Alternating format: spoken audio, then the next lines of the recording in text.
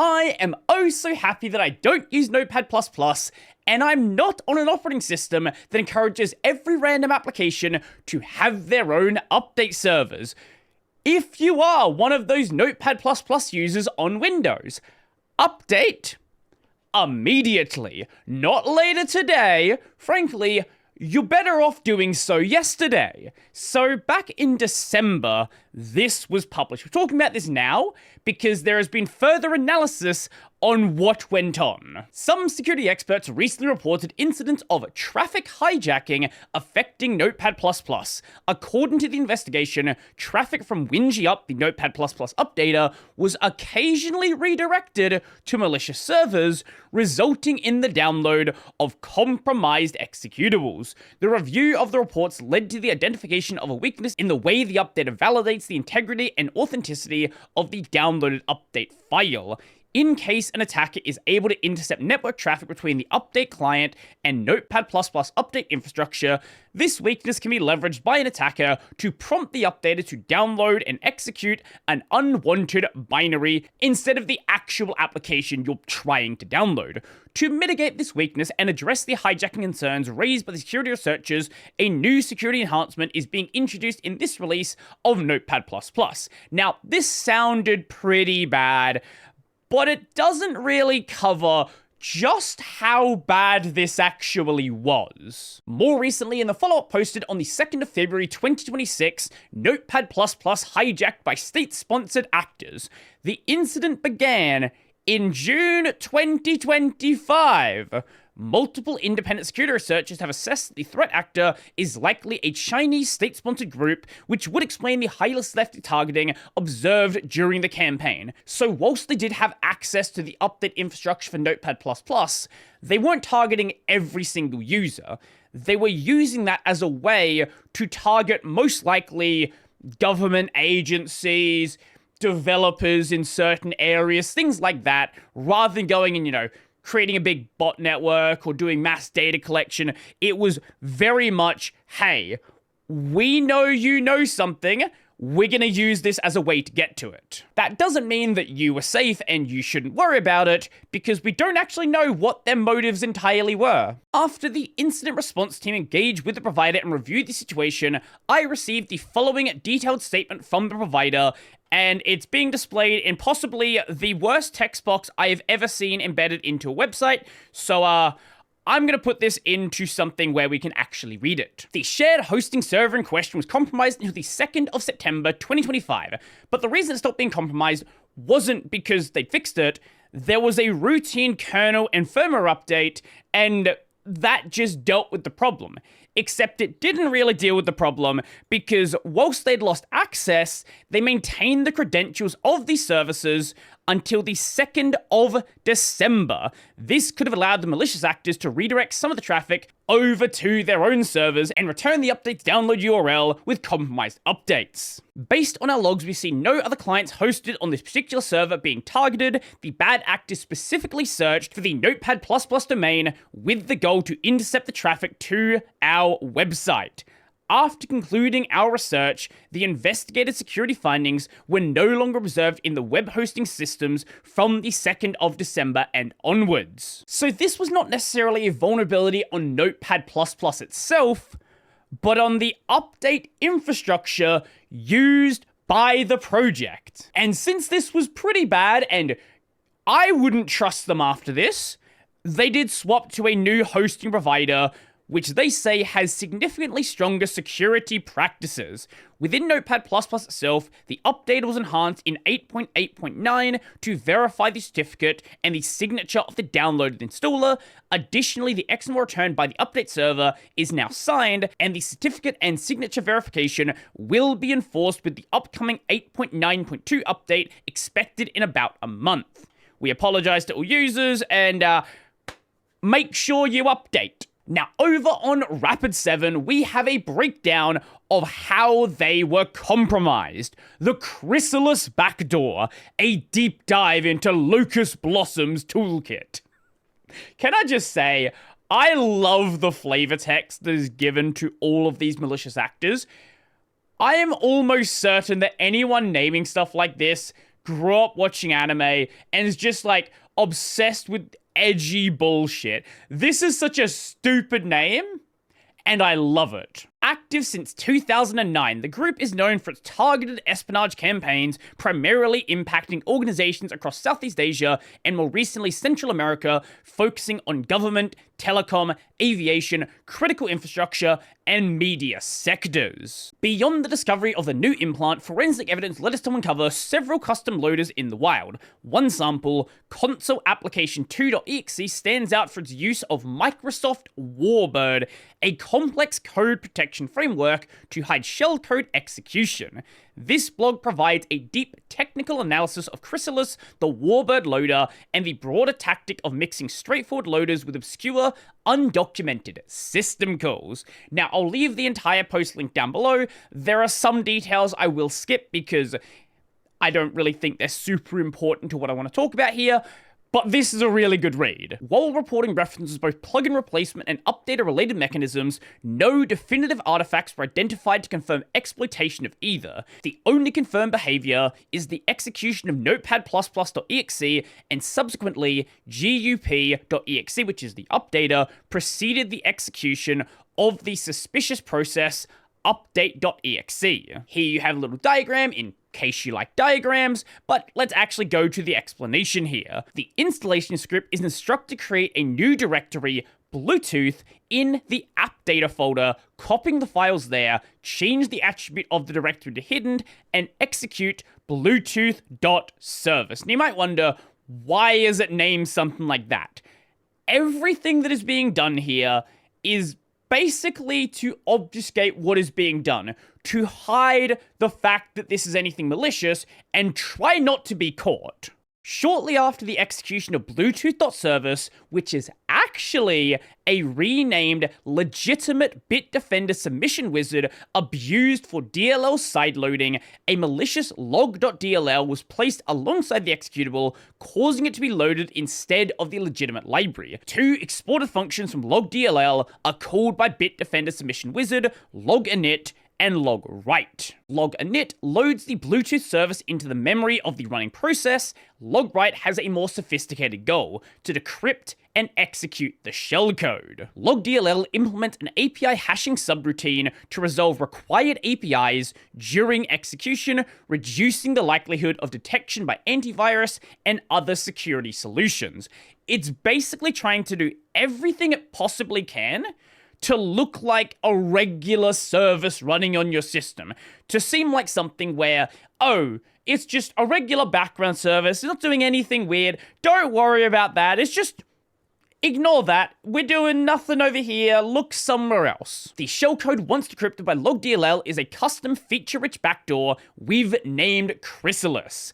It uses legitimate binaries to sideload a crafted DLL with a generic name, which makes simple file name-based detection unreliable. It looks like a regular thing on your system. It relies on custom API hashing in both the loader and the main module, each with its own resolution logic. This is paired with layered obfuscation and a fairly structured approach to C2 communication. This is command and control, basically the server that tells the malware what to do. And this doesn't seem to be something that was just thrown together. This appears to be something that was slowly developed over time to be as basically difficult to spot as possible. Once in the main function, the malware will dynamically load DLLs in the following order, all of these right here. Names of the targeted DLLs are constructed on the run using two separate subroutines. These two subroutines implement a custom position-dependent character obfuscation scheme. Each character is transformed using a combination of bit rotations, conditional XOR operations, and index-based arithmetic, ensuring that identical characters encrypt differently depending on their position. So it's doing a bunch of complicated maths to what you're seeing here, basically to not show up as the thing it's trying to look for. And then the second routine reverses this process at runtime, reconstructing the original plaintext string just before it is used. The purpose of these two functions is not only to conceal strings, but also to intentionally complicate static analysis and hinder signature-based detection. If it looks different every time you run it, it's very difficult to analyze. The next step in the malware's execution is to decrypt the configuration. Encrypted configuration is stored in the Bluetooth service file at offset 0x30808 with the size of 0x980. This right here, again, it's trying to be as unthreatening as possible, especially this little bit right here. This appears to be the identical format used by the DeepSeek API chat endpoints, not because it's using DeepSeek, but because it's trying to look like it is DeepSeek, something that is totally normal to run. Also, it's just using a regular user agent. Nothing at all weird there. To determine the next course of action, malware checks command line arguments highlighted in table 1. This is actually table 1, there's a mistake in the write-up, and chooses one of 4 potential paths.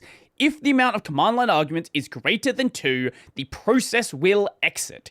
If there is no additional argument, persistence is set up primarily via service creation or registry as a fallback mechanism. So these right here are your options. With nothing, it installs persistence, service, or registry, pointing to the binary with the -i flag, and then terminates. -i, this is going to spawn a new instance with the -k flag via shell execute A, and then it terminates. And then -k skips installation checks and executes the main malicious logic. All pretty straightforward. Now, it does ensure that only one instance is running at a time, because again, if you have multiple of these running, it's gonna look a little bit weird. Why are there multiple of these services that appear to be doing the same thing? Maybe it's normal, maybe it's not, but it's a minor red flag, and they want to do nothing that sets you off. If the check is clear, information gathering begins by querying for the following: current time, installed antiviruses, OS version, username, and computer name. Next, computer name, username, OS version, and string 1.01 are concatenated and the data are hashed using this. This value is later turned into its decimal ASCII representation and used most likely as a unique identifier of the infected host that looks a little like this. Following data encryption, the malware establishes an internet connection using the previously mentioned user agent and C2 server api.skycloudcenter.com over port 443. This is your regular HTTPS port. Nothing weird there. The next section focuses on what the different commands sent by the command server actually do. But considering that the C2 server was already down by the time they started doing analysis, this is their best guess work. They can't be 100% sure here. If you want to look at that, I'll, leave this link down below. Basically, it's just all of the commands that it wants the thing to do. During analysis, it also found the execution of this right here. The retrieve folder USO shared from the infected asset didn't contain svchost.exe, but it contained libtcc.dll and conf.c. The hash of the binary didn't match any known legitimate version of the associated libtcc.dll, and svchost was in fact the tiny C compiler but renamed. The C source code file contains a fixed size 836 character buffer containing shellcode bytes, which is later casted to a function pointer and invoked. The shellcode is consistent with a 32-bit version of Metasploit's block API. Metasploit might sound like a bad thing because oftentimes pen testing tools are named basically the same way as malware, but it's a pen testing tool. The shellcode loads wininet.dll using load library A, resolves internet-based APIs such as internet connection A and HTTP send request A, and downloads a file from api.wiresguard.com/user/admin. WireGuard usually wouldn't be anything weird. This is a VPN tool. The file is read into a newly allocated buffer, and execution is then transferred to the start of 2000 byte second stage shellcode. A quick look into the decrypted buffer revealed an interesting blob with a repeated string crazy, hinting at an additional XORed layer, later confirmed by a quick test. This right here, repeated XOR key, crazy. Parsing of the decrypted configuration data confirms that retrieve shellcode is Cobalt Strike HTTPS beacon. This is another pen testing tool with HTTP GET to api.wiresguard.com/update/v1 and HTTP post api.wireguard.com/API/file-upload/submit URLs. With this, they saw a consistent execution chain, a loader embedding Metasploit block API shellcode that downloads a Cobalt Strike beacon, the unique decryption stub, and the configuration XOR key crazy allowed us to pivot into an external hunt, uncovering additional loader variants. One of which being Loader 3. This piqued their interest for 3 reasons: shellcode encryption technique, execution, and almost identical C2 to the beacon that was found on the infected asset. At first glance, the logic of the sample is straightforward. Load the DLL, clip c.dll, overwrite the first 0x490 bytes, change the protection to page execute read 0x20, and then invoke NT query system information. 2 interesting notes to highlight here. Bytes copied into the memory region of clipc.dll are not valid shellcode, and NT query system information is used to retrieve specified system information, not to execute code. So, by all accounts, this shouldn't actually run anything. Looking into the copied data reveals 2 magic numbers, dead beef and cafe, but nothing else. These are just very common hexadecimal strings that are easy to read. However, the execution of shellcode is somehow successful, so what's going on? There is nothing here that should be executing shellcode. According to the official documentation, the first parameter of NT-query system information is of type system information class, which specifies the category of system information to be queried. During static analysis in IDA Pro, this parameter was initially identified as system extended process information. But looking for this value in MSDN, which is the Microsoft Docs, and other public references, didn't provide any explanation on how the execution was achieved. But searching for the original value, 0xb9, uncovered something interesting. The following blog post by Down With Up covers Microsoft Warbird. I'll leave this link down below if you want to check that one out, which could be described as an internal code protection and obfuscation framework. These resources confirm IDA misinterpretation of the argument, which should be system code flow transition, a necessary argument to invoke Warbird functionality. Basically, it's using an undocumented feature that happens to do something that is convenient in this situation. Referring to the snippet we saw from console-application2.exe, the operation is equal to WB heap execution call, which gives us the answer on how the shellcode gained execution. Thanks to the work of other researchers, we also know that this technique only works if the code resides inside of memory of Microsoft-signed binaries, thus revealing why clipc.dll has been used. The blog post from SiriusSec also contains a link for their POC of this technique, which is almost the same replica of console-application2.exe, hinting that the author of it simply copied it and modified to execute Metasploit block API shellcode instead of the benign calculator from the POC. The comparison of the Cobalt Strike beacon configuration delivered via conf.c and console-application2.exe revealed shared trades between these two, most notably domain, public key, and process injection technique. And the reason why it's generally assumed that this is something that Lodenblossom did is this is very similar to work they've already done. They've previously used Bitdefender Submission Wizard as a way to sideload log.dll. They've used a similar conf.c execution chain. This, by all accounts, seems to be their work. So again, we don't really know the full extent that this was used to do. We don't know who was targeted. We don't know what exactly they installed.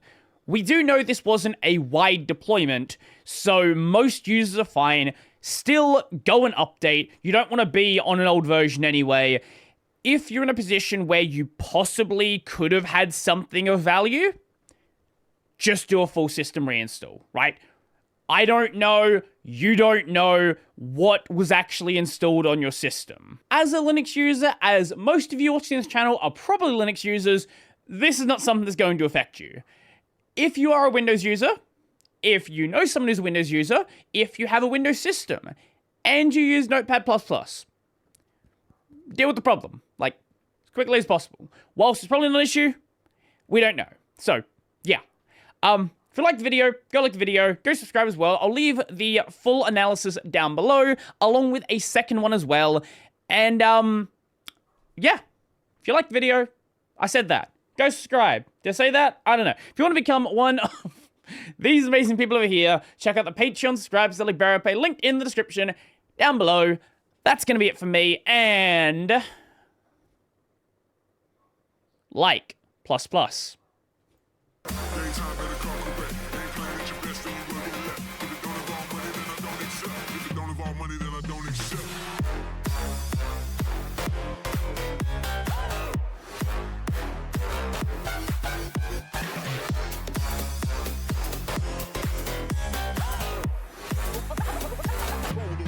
Like this.